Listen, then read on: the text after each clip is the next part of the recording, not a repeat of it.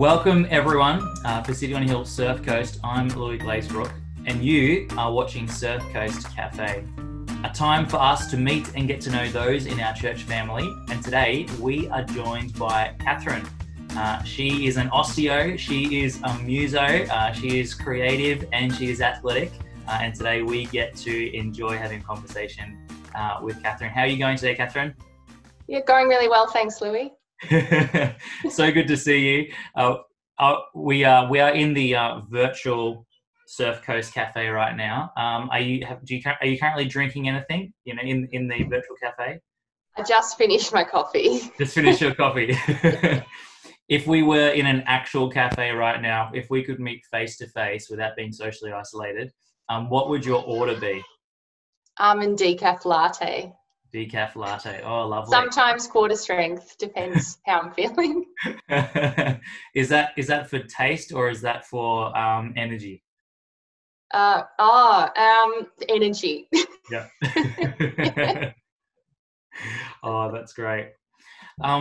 Thanks so much for being willing to just have a chat and for us to get to know you. Like, we'd love to know a little bit about, hey, what does a normal week look like for you? Can you share a little bit about, what does your life look like? Sure. Are we talking pre or post isolation? Let's talk pre-isolation, and then I think it'd be nice to hear how you've adapted. That'd be really cool. Yeah, sure. A normal week. So I normally work 5 or 6 days a week in clinic as an osteopath, and I guess,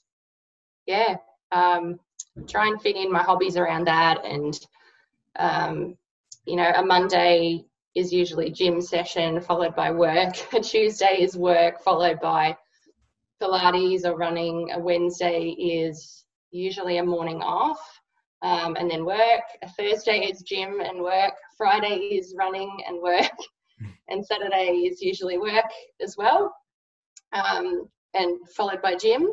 And then Sunday's at church, which is the highlight of the week. And then, in between, sometimes I'll do music. So we'll have band practice, or I'm just practicing at home.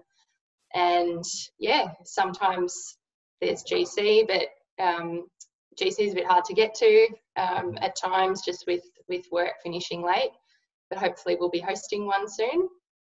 And that's probably a typical week pre-isolation. It's getting hard to remember what that was like. I definitely feel that. Yeah. And how have you adapted now that you are isolated? Because I mean, a lot of those things, gym and working with an osteo, I imagine that's all taken quite a hit. What does a normal week look like now for you? Yeah, I'm still working, but work was a bit patchy. I guess a lot of people weren't coming in because they were uncertain what was going to happen, and we weren't even sure if we would be staying open. But we've been deemed essential, which is great. So I'm really thankful for that. But work has been challenging in that you're always trying to manage risk. So just trying to keep everything really clean and sanitized and constantly washing your hands, which we are good with cleanliness anyway, but it's just stepped up a notch. So it's just taking that extra time to do that in the clinic and even at home, and just, managing, I guess, people's anxieties and stress about the whole situation as well on a regular basis.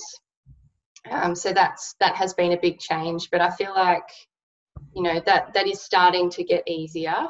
And just with praying about that each day and just asking God, how can I help be a comfort? How can I show people your love? As I step into the clinic room, that's really helped me to deal with my anxiety as well as other people's. So that's been a big change with everything going on currently. And I guess outside of that, Andre's home a lot, which I'm actually enjoying having him home. He's not working, but the challenge in that is that he's really frustrated that he can't go to work at the moment and that he is struggling to find work. So it's really affected him. So there's dealing with that as well. Like, it's nice to have him there, but I know he, you know, would rather have a job and have some work coming in. Yeah, so life's a bit different. I really miss catching up with friends face to face. So that's a big change. Normally we'd catch up with our friends for coffee or have a dinner or a lunch, and we had scheduled a few of those and we've had to cancel them now. But I guess we're just making more of an effort to connect with them, you know, whether like via technology, whether it's like this over Zoom or, you know, just sending them messages, phone calls, asking if they're okay, just checking in with people. Yeah.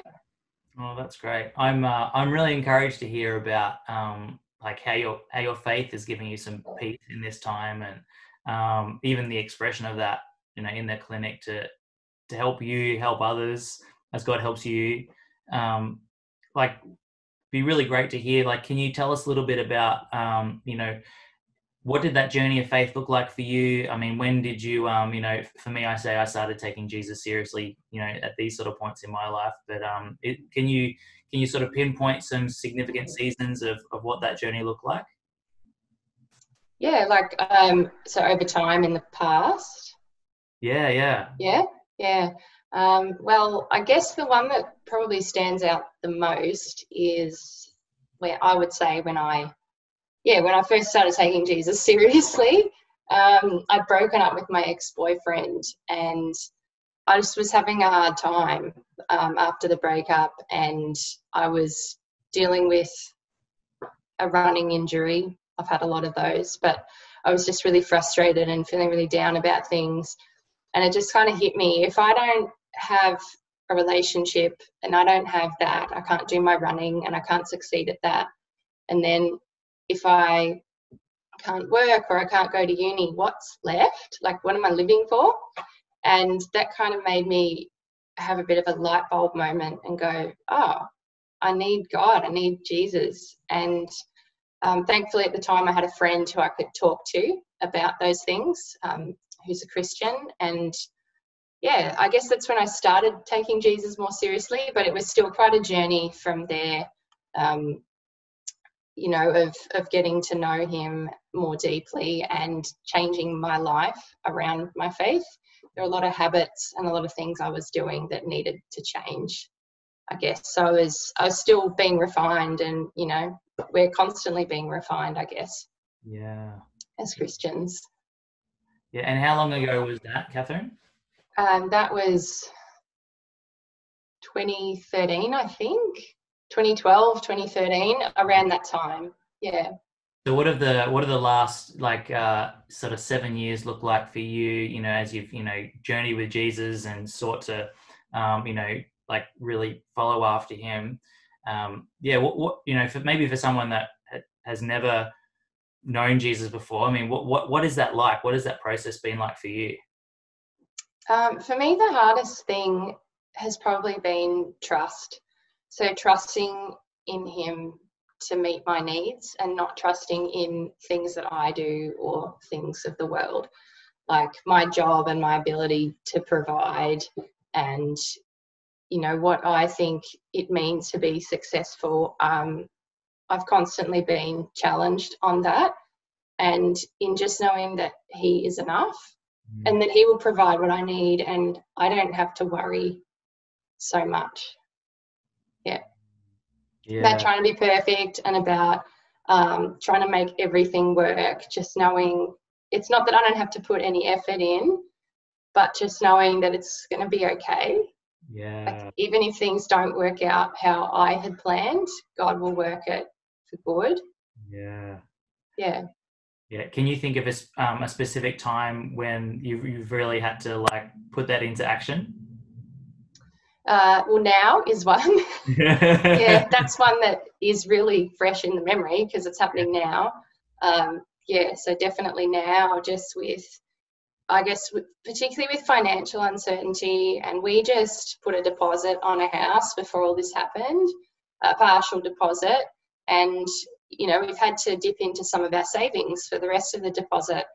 and it's not knowing what it's going to look like next year when the house is being built and we have to go for a loan. Are we still going to be able to get the house? But just kind of putting that aside and going, okay, he's going to look after us no matter what, house or no house. You know, he's already provided a place for Andre's parents to live, where we are also going to live soon. And we get to be together as a family, and we get to do church together. And that in itself is a huge blessing. And I can really see God's hand in that, in looking after us. But yeah, it's certainly been a challenge with everything going on, and with Andre not having work, just kind of giving it over to God and saying, you know, you're in control, it's going to be okay. Yeah. That's awesome. And I think that's just a really great story of just how God, like, he set things up. You're just like, oh, I wouldn't have planned that, but that's amazing. yeah, pretty much. Yeah. Oh, that's really cool. I'm really encouraged to hear, you know, the difference that God is making in, you know, your trust in this season, and, you know, the way that you're praying. Are there any other things that like stand out to you? And like, you know, as we're socially isolated, you know, away from friends and cancelling meetings and all that sort of stuff, is there any other areas of which like your faith speaks into, or has an influence of just, as you know, compared to maybe you 10 years ago going through this season, what else might there be that is helpful for you there? Yeah, well, we've talked about, you know, not worrying about the future, I guess. And, you know, with the whole coronavirus thing, just, you know, there's that imminence of mortality, I suppose, and that reminder that our lives are short and that we're fragile and vulnerable. But just knowing that, you know, we have an eternal hope. Yeah, that even if, you know, we were to fall ill, get sick, or, you know, even die, that we have that eternal hope. And that, I think, means a lot to me, and I don't have to feel afraid, which is nice.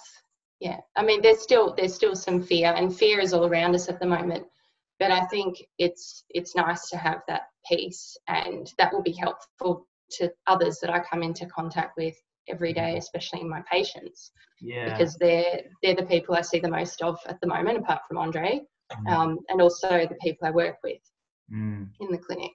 Yeah. Is there something that you're that you find yourself regularly saying to your patients at this time to you know, just to help them in this season?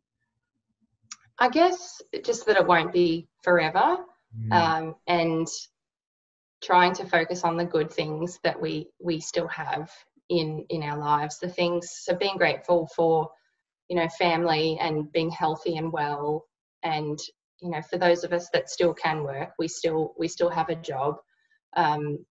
So I guess focusing on the positives with them, but sometimes it is just hearing them out and just listening to their frustrations and their fears. And, you know, there's been a couple of tears, and just, you know, letting that come if it needs to, and just reassuring them it's okay to feel that way. And yeah, just, I guess, just being a place, helping the clinic to be a place of peace and of healing, and where they can feel safe and loved. Yeah, that's great. That's really wonderful. That's more than just osteotherapy, isn't it?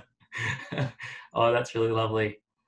Hey, with you know, with all of your different passions, whether it be music or, you know, sport or osteo, or, you know, whatever goes through, you know, is running through your mind, do you have any top tips for us, or, you know, for us in the church, as what we could be, you know, if you're like, if there was 3 things that you're going to be doing, you know, in this season, what would you be encouraging us to be doing from your outlook on life?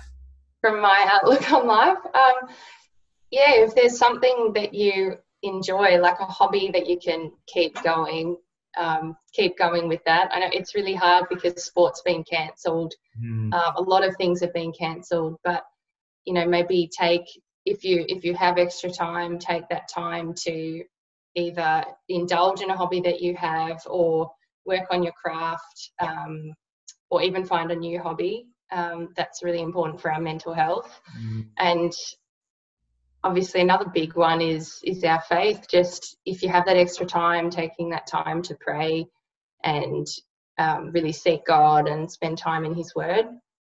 I've been doing the Bible in 1 year. I didn't start at the start of the year, but I think I started in maybe February or late January. And I've just been trying to read that every day. And it's not much. It's probably only 10, 15 minutes a day. But that's my little thing that I've been trying to do. And I think it's now more important than ever, because if you're having a day where you just wake up feeling discouraged and just kind of over it all, it is nice to come back to God's word and be reminded of what's important and be reminded of, you know, how he loves us and forgives us and cares for us and what he did for us. So that's tip number 2. Did you say 3 tips? If you got them, that'd be great. Was it 3? Yeah. Yeah. Is there another one? Well, I'm biased, but I love exercise, so That's okay. I'm so biased. Get out and exercise. Yeah. Yeah, enjoy the fresh air, even if you just go for a walk. I think that's really important right now, and it's great that we're still allowed to do that we can leave the house. So if you can, exercise safely in a way that's legal, that's good. Oh, that's wonderful, Catherine. I think that you're a very well-rounded practitioner. I think you've just covered all 3 bases there. You've gone spiritual health, mental health, and physical health. So if that's not a good plug to go and see the clinic, I don't know what is. Oh, Catherine, that's been so encouraging just to hear a little bit of your story, and just to have you in a way just speak into our lives as to what can be useful for us. I mean, I'm really encouraged by what you've been able to say, so thank you so much. I think it'd be great I'd love to pray for you now if you don't mind, we'll be able to thanks, Louis. That way. Thank you so much. Well, let's pray. We thank you, Father, for our sister Catherine, and we thank you for the woman that you have made her to be, and that you are making her to be. We thank you that every day she is looking to place her trust in you. We thank you that you have saved her. We thank you that you are looking after her and that you have taken care of her eternity. And because we can trust you with that, we are able to trust you with everything else.